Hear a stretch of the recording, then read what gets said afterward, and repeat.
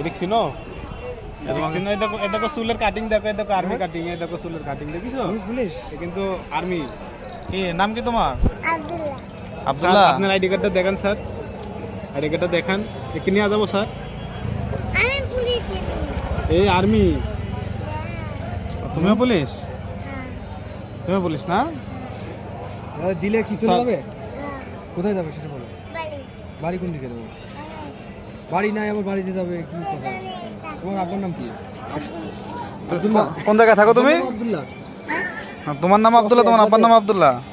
কোন জায়গায় থাকো?